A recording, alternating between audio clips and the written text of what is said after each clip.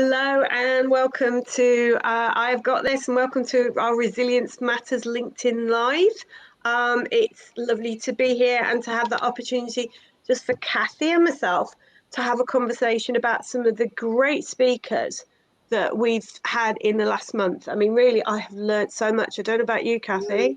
Totally. We've had some great speakers. It's been amazing, hasn't it? And one of the things that struck us, which we'd like to explore today, is around the idea that actually there's a theme coming out in every single one of the discussions we had, which resonated with our habit number 2. And our habit number 2 is I value and care for myself. And we always say that's probably the habit where people score themselves the lowest, don't we? You know, it's one of those areas that people go, yeah, I know what I should do, but I don't tend to do it. And that's always intrigued me, you know, even as one of those people who said it.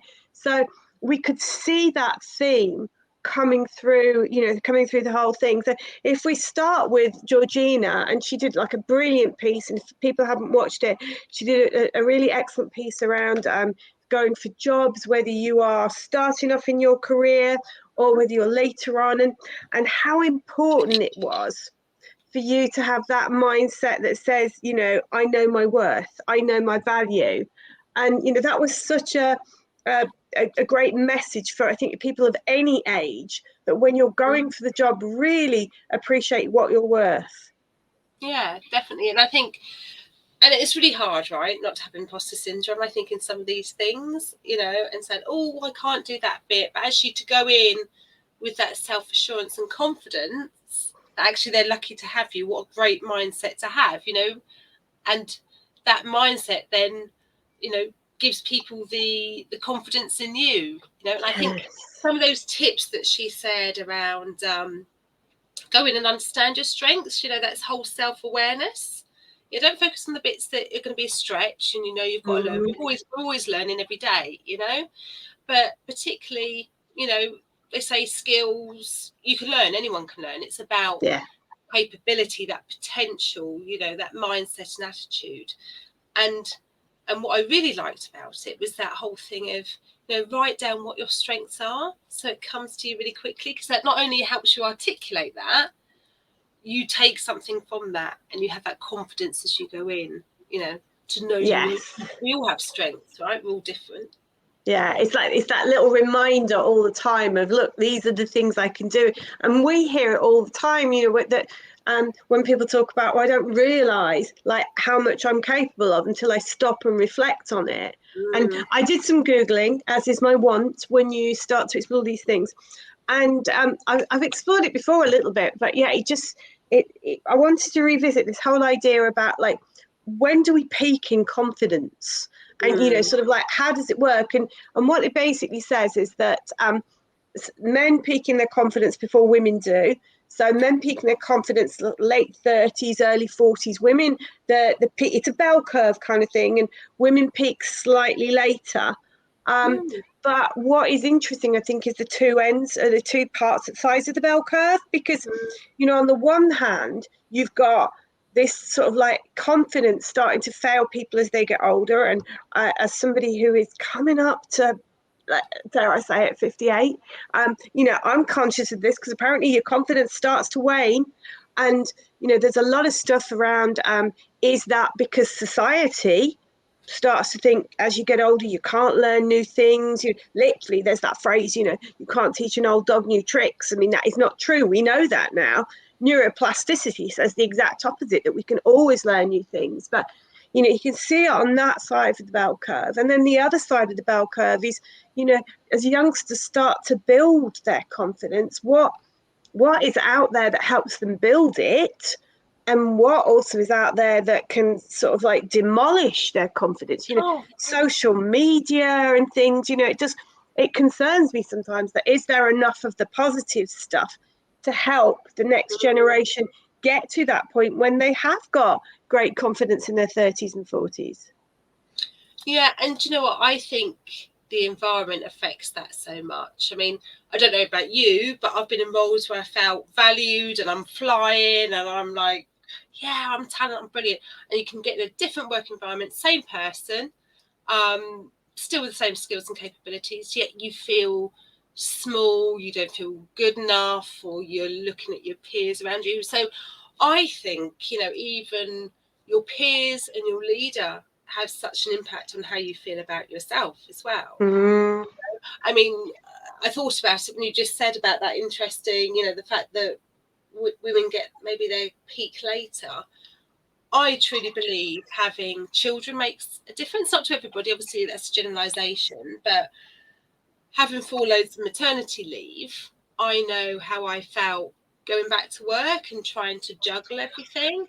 And which is why I kind of specialise wanting to help women back to work, just recognising that, because actually when they go back, they have more skills. They don't have less skills. They have more skills, yet we feel non-deserving, or we're not doing things well enough, or actually pressure I think we put on ourselves. So I think there's a piece around our own chatterbox and expectations we set ourselves, and I think there's that environmental thing, how that can impact your confidence and the people around you. And what, as you say, what we want to do all the time is we want to try and help each other to see what we're capable of, and help each other to to be confident in what we do, which is great. And if you're all together in the workplace, that's easier sometimes than perhaps now when we're all a little bit more separated, particularly if you're working with hybrid teams and things. And Michael made some incredibly good points about the role of the leader, didn't he, around like working in a hybrid way when work is now in your home, and how what a leader can do to help people value and care for themselves in those situations.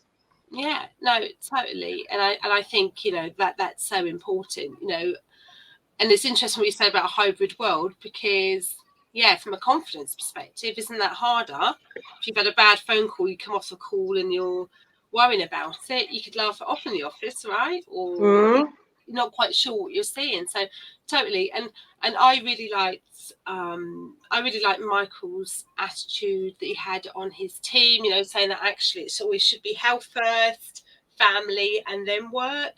And if you think about some of them trends that we talked about at the conference last week, that 2/3 of people are saying who've got mental health conditions are saying it's contributed to long hours, unrealistic workloads, and bad management. Well, actually, how much of a role does the leader have to check to understand their people and their drivers, to see where they're at? So important, on that value, caring for yourself element, as well as forgetting the confidence element of that. And I think you've just reminded me, as we were saying this, when we were putting our white paper together last year, which, slight plug here, is still available on the website, wasn't there a thing that we picked up on visibility and promotions? And it was saying that actually, one of the big concerns with hybrid working is that some people are going to be less visible, and that, if you aren't in the workplace all the time, you're not necessarily going to be first thought when it comes to promotions, when it comes to maybe more challenging tasks, all those things that enable you to show what you're capable of. So it's really important that we make ourselves as visible as possible, even in a virtual world, and say, hey, I'm here, I can take stuff on. Totally. And if you remember, some of those people we interviewed as well were saying, about role models. That actually your manager or leader might be saying, oh, you don't have to come in, or I don't expect you to work long hours, but then they're doing it. The leader is doing it all the time, and they are working long hours. So then you're feeling the pressure that you need to mirror that. So there's one thing to do as I do, not as I say, sort of thing. It's that role modeling. Yeah. This is when I go, do you know what? There's a little bit of me that wishes I had a manager. It's just kind of one of those things. So obviously we both went through lockdown, and we both went from work, like home was a place I would come back to home being the place where my work was. And that, I think it was quite challenging to adapt. And you kind of finding your own way. I remember thinking I think at the start of lockdown I was here, which is downstairs. I then created space upstairs. And then I was like, well, if upstairs is where my laptop is, where is my thinking space going to be? And where is my reading space going to be? And then, work wasn't just in a little bit of my home, work was everywhere, which had its plus points because at least I utilized my entire house when I was stuck in it. But actually, it's something I'm now having to pull back on and, sort of say to myself, come on, Alison, you live here too. You can't work in every room. I'm working downstairs today because actually the sun's shining and I want to see the sun, but put everything back upstairs at the end of the day. Try and have some really good beginning and end of day routines. I've got the morning routine sorted, but not the evening routine so much. But those beginning and end of day routines that go, it's now not work. So in the morning, I used to rush straight to the laptop in the morning. I've stopped doing that, have good morning routine. And at the end of the day, it's putting things away and just going, that's it. Stop it now. You have stepped away. But it is much harder when you are, you're home based or you're in a hybrid working situation. I think that boundaries are so important, and that's come up in a few of my coaching sessions actually. Absolutely, how you set those boundaries for yourself so you can switch off. And funny enough, I was only having a conversation with somebody yesterday who'd moved their office into their spare room, and she was saying that actually she had originally made her office downstairs, next door, purpose built away from the house. And I think now we're kind of getting used to it. We are maybe finding different ways. And actually, this is a better space, but still trying to keep those boundaries. And the funny thing is, what we were talking about, I've been fortunate enough. I've worked from home for years and years. And my kids have grown up knowing office door is shut. You don't go in. People have had to find that themselves. And she was saying, oh, my kids just come in. I was like, oh, my God, no. They know. That's kind of like the rules. So again, even boundaries with your family as well. Go, Mum, I want tea. That's difficult, isn't it, if you're trying to work? It is. Yeah. And it's always about how can we take the advantages? And I think, that when we think about value and care, there is an opportunity for people to not be, say, stuck on a train for a long time. Or, I'm not saying I won't ever do it again, but, I used to go to Glasgow for the day to deliver some training. And I'd be getting up at 5, being on a plane at 6:30, getting the 7:30 plane back at night. And it's like, actually, I can press a button now. And is that better for my mental health? Yeah. Is it also better for the mental health of the people who would travel to Glasgow from all over Scotland? And, I always thought Scotland was a small place till I went up there to work. And they tell you how long all the journeys are. And, they all have to do those long journeys to come to this one place for a bit of training, whereas now they can press a button too. But it's taking the advantages of it and not being overwhelmed by some of the bad habits that we can get into. Yeah, definitely. And even Sharon talked about that, isn't it? That boundaries as well, taking a dog for a walk or all that kind of thing as well. All of those advantages. I think probably got a dog, didn't they, last year, the last couple of years? But I just got part of a dog. Exactly. The dog grandma. Is it dog? It's my grand puppy. Yeah, but I know it's something like that. No, a friend did call me nanny the other day. I was like, no, not having that. He may be my grand puppy, but we'll just stick with that one. Yeah, and people, again, I think of some of the stats last week. 2/3 of us, the pandemic has really made us assess what we want from our work and our life, and that balance. And interestingly, that same research said that 1/3 of those people said they couldn't get it in their current roles, or they didn't think they could. Again, it comes back to having that conversation, being open, transparent. In a world where it's really hard to recruit, and you don't want to be losing people. So again, people's expectations are changing, which is great. Setting firmer boundaries. But yeah, I think there's a big pressure on employees to really recognise that and help them see the benefits, but take the good bits, if you like, and make it work. Yeah, definitely. And you mentioned Sharon. Of course, Sharon came along, and Sharon's one of those who changed a little bit. She changed her life during lockdown, and she moved to Wales, and that's been part of her working in a very purposeful way. And she introduced the idea of spiritual resilience. And I, again, back on the Google, thank God for the internet. She talked about a chap called Michael Neal. And there's a lot of his stuff out there. So anybody's interested in exploring him, he does seem to have a channel with loads of really interesting bits on it. And he was talking about the difference between intelligence and intellect. And he said, it is the thing about, we've all got intellect within us. It's like it's innate, whereas intelligence is this thing where we go and learn stuff. But listening more to our intellect, to our sort of like almost like our gut instincts, the things that our bodies and our minds are telling us all the time, that we will sometimes push through because we think, no, I've got to do it this way, rather than just like stopping and listening to what our bodies and our minds and our connections are really saying to us. It was so powerful listening to Sharon. No, I love that concept as well. And even as you're talking then, to go back to coaching again, all coaching is holding up the mirror. It's all the answers that you already have. But because we have this brain, this chatterbox going, no, like you said, we must do this, or, this is, and actually it's just a space where you step back and you know the answer. Yeah. But, and you don't necessarily need a coach to do that, right? Obviously it's probably a quicker way to go, right, okay, let's chat and this is my space, but we can all create space for that. We do have that ability within us. I think one of the simplest things that I do sometimes if I can't make a decision on something is I'll toss a coin.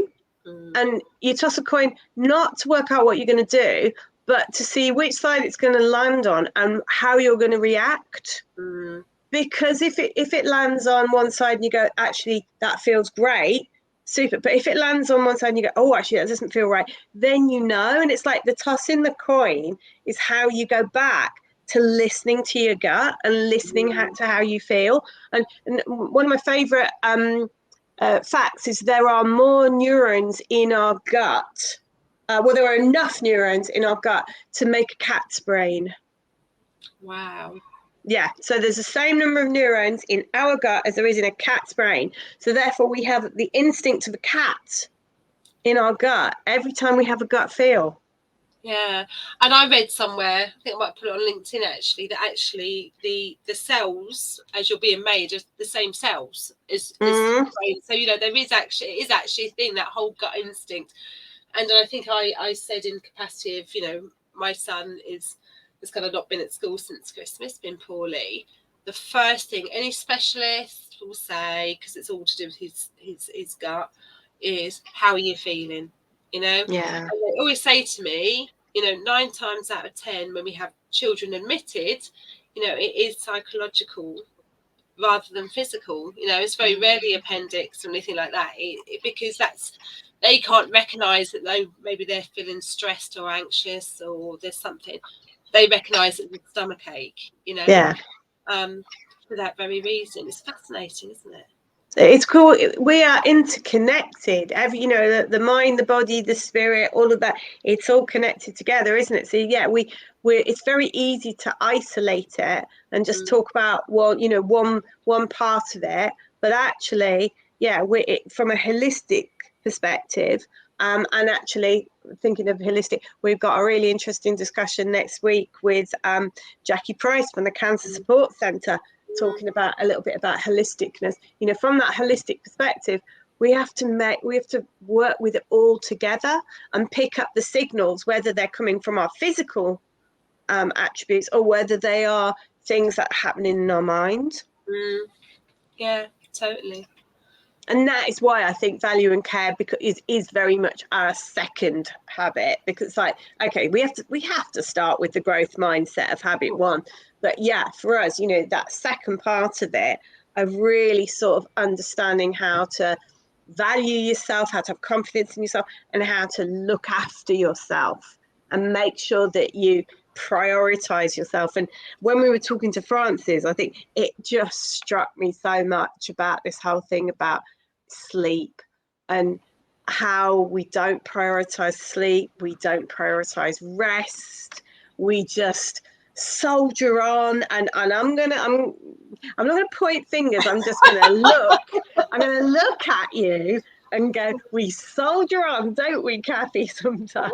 We do. Is it time for me to go on mute and off screen? But yeah, do you know what I thought?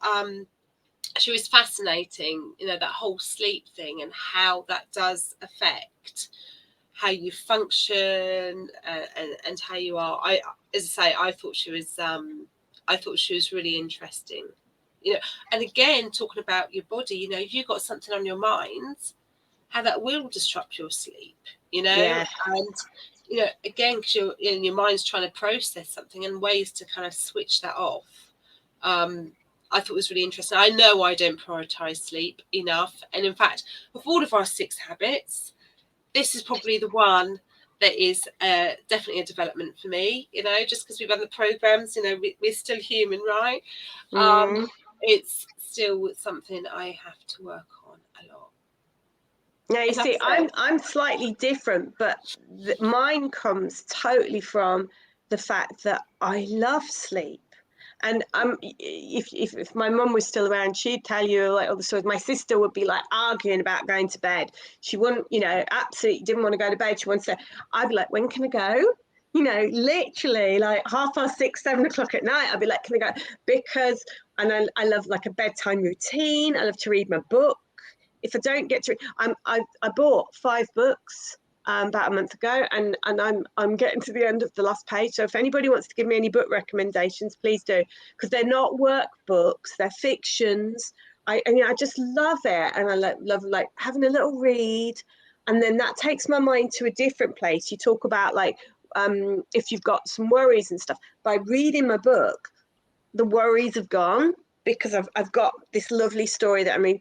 And then I put my book down, switch my light off, and I've got my special pillow, and I go to sleep. And I love sleep. Sleep is amazing, but I'm not very good at proper rest, I think. And I think that's the thing. When Frances was talking, and she talked about like actually during the day we need to perform, rest, recharge. Yeah, that one struck me as, what does she mean by rest? I'll sit and watch a bit of telly, but what's rest?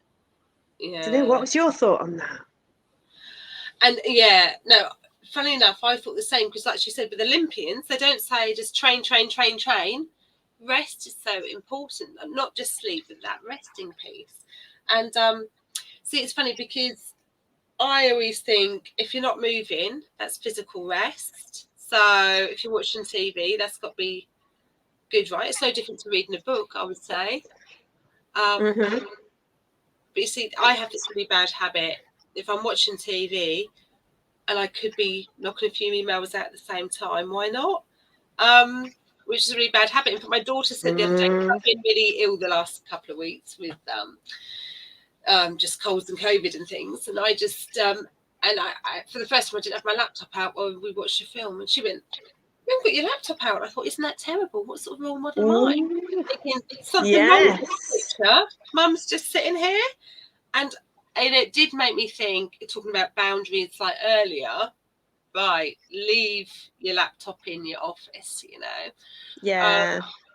But what is rest? Because you can't be sitting there doing nothing unless you meditate or something like that. Can you just sit there and be? I don't know, because as you were saying that, I thought I love, and we've both been down with like rotten colds and stuff recently, and I haven't been. So I was about to say I love doing something I've not done for 2 weeks, but I love going to Body Combat. And I actually see that as rest, because for an hour I punch the air.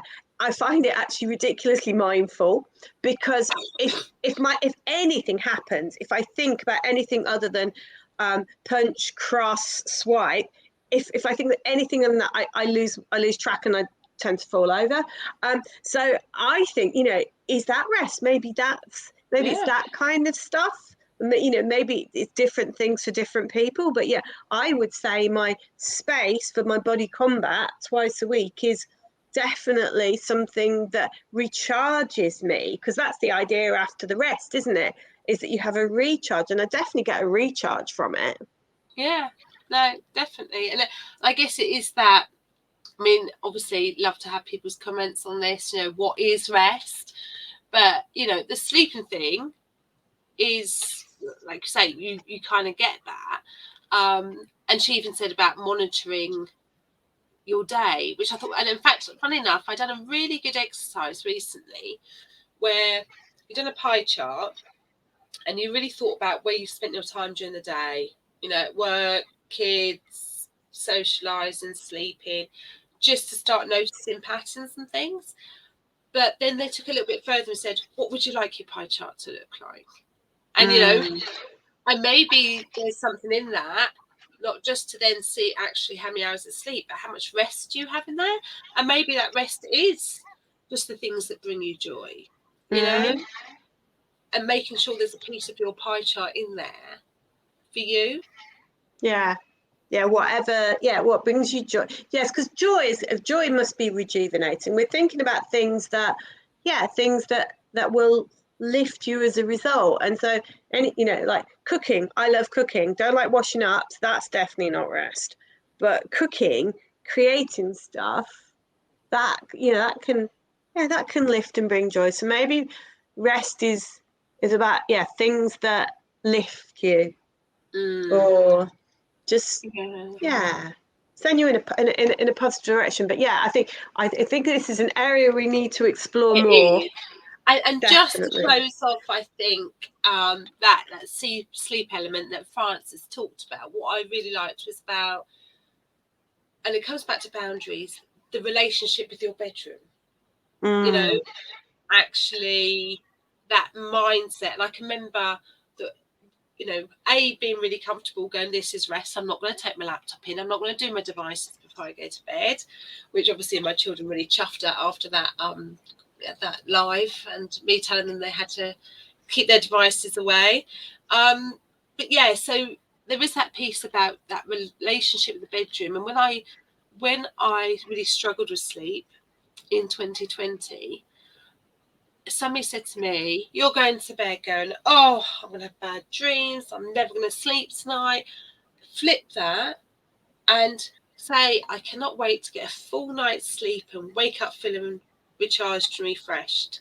The power of your mindset, because it wants to be proved right, the chances are, and it did help me to then have that self-fulfilling prophecy of having a good night's rest and waking up refreshed. So, I think some of that as well, power of the mind, that as I say, that really struck me, that chat there.